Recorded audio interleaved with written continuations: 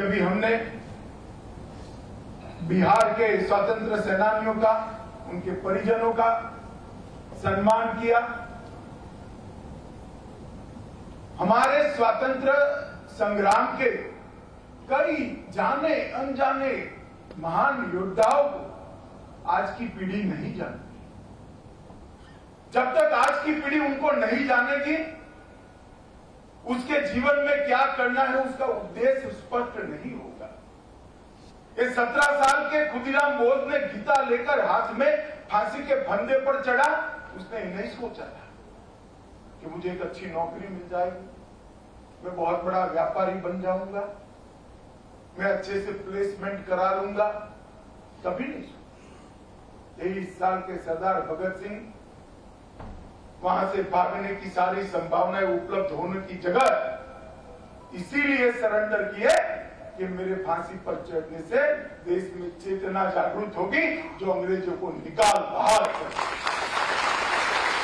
जब तक के इतिहास को देश का युवा नहीं जानता, और ऐसे अनेक पात्र है हमारे।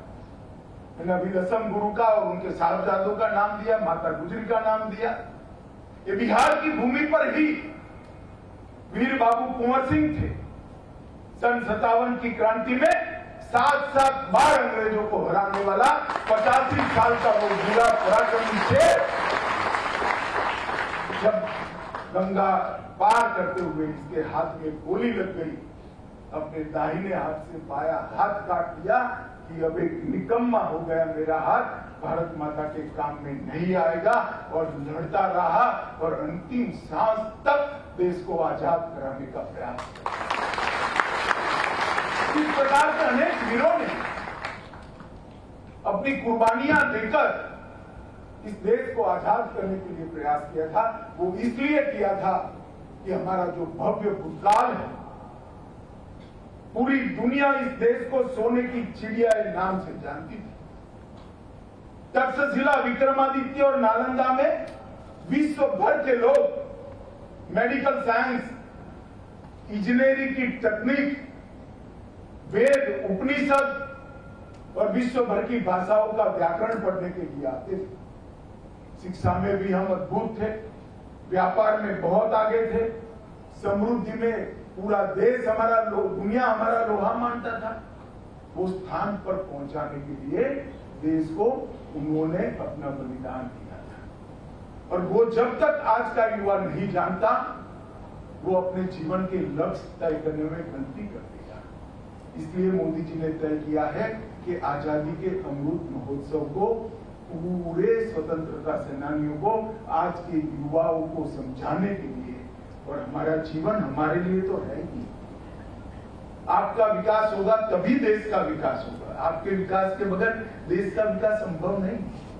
मगर क्या साथ में हम कुछ ऐसा कर सकते हैं जिससे देश को महान बनाने की ये प्रक्रिया में और तेजी आए, और गति आए? और जब देश महान बनता है तो हम सब महान बनते हैं, क्योंकि भारत महान बनता है तो भारतीय महान बनता है।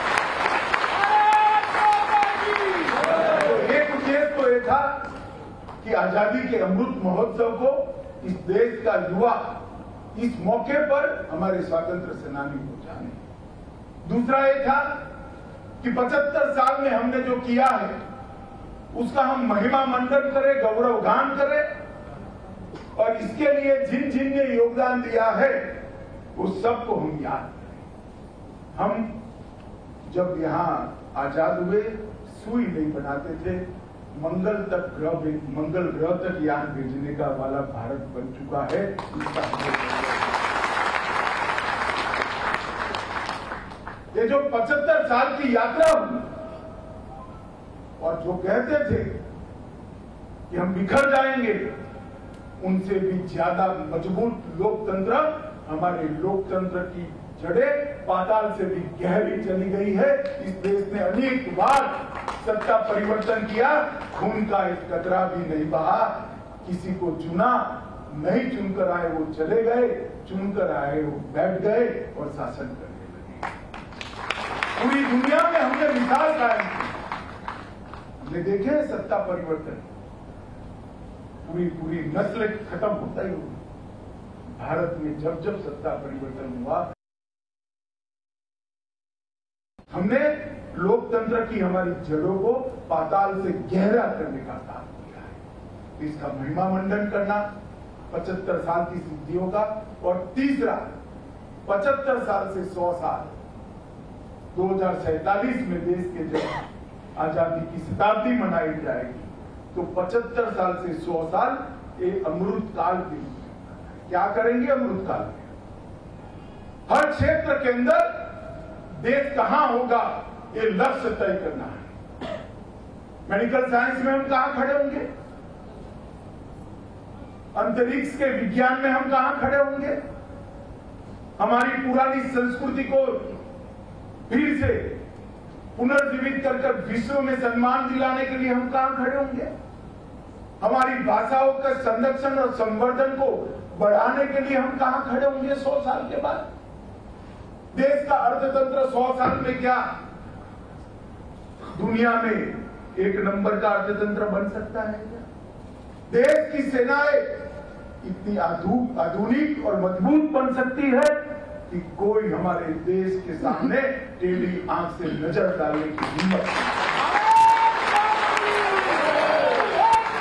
अमृत काल इस देश की जनता को अपने लक्ष्य तय करने का अमृत काल है। मगर देश के लक्ष्य तो तब तय होते हैं जब हम 130 करोड़ लोग हमारे लक्ष्य तय करते हैं। बहुत सारे युवा बैठे हैं, इसलिए मैं बहुत डिटेल में बात करता हूं। सभी युवाओं को, भाइयों और बहनों दोनों को, आपके जीवन का एक लक्ष्य आप जरूर तय कर लेना, एक संकल्प जरूर इतना ही हो कि वो संकल्प आपके लिए। संकल्प छोटे से छोटा लीजिए, एक बार तय कर दीजिए कमरे से बाहर निकलते वक्त मैं स्विच बंद कर कमरे के बाहर जाऊंगा या जाऊंगा। तय कर लीजिए मेरी भोजन की थाली में जूठा कुछ नहीं छोड़ेगी। अब तय कर लीजिए मैं ट्रैफिक के नियमों के सिग्नल का कभी उल्लंघन नहीं करूंगा। अब तय कर लीजिए मुझे जो टैक्स भरना पड़ता है वो पूरा जीवन मृत्यु पर्यंत नियमों के साथ मैं भर दूंगा या भर दूंगी। जो आपको तय करना है वो करिए। अपने अलावे एक संकल्प ले लीजिए।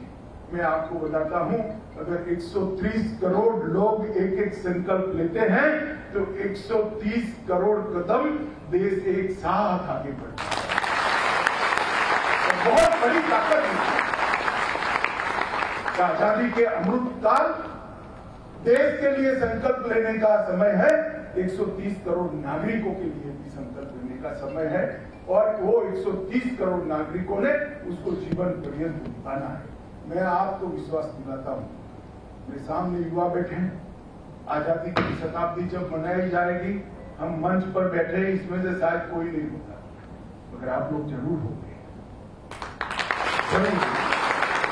और आप ऐसे भारत के नागरिक होंगे जिस भारत पर हर भारतीय नाच करेगा, गर्व करेगा। ऐसे भारत के आप इसके लिए एक सामूहिक पुरुषार्थ की जरूरत है। इसके लिए सामूहिक संकल्पवान राष्ट्र की जरूरत है, और इसके लिए एक दिशा में काम करने वाले 130 करोड़ लोग एक दिशा में अपना पुरुषार्थ करें, इसकी जरूरत है। और इसी के लिए आजादी का अमृत महोत्सव मनाने का निर्णय किया है। ये सांस्कृतिक कार्यक्रम, ये आजादी के संग्राम के लड़ने वालों का सम्मान और देश के हर क्षेत्र के अंदर लक्ष्य करने का समय, ये आजादी के अमृत महोत्सव का वर्ष है।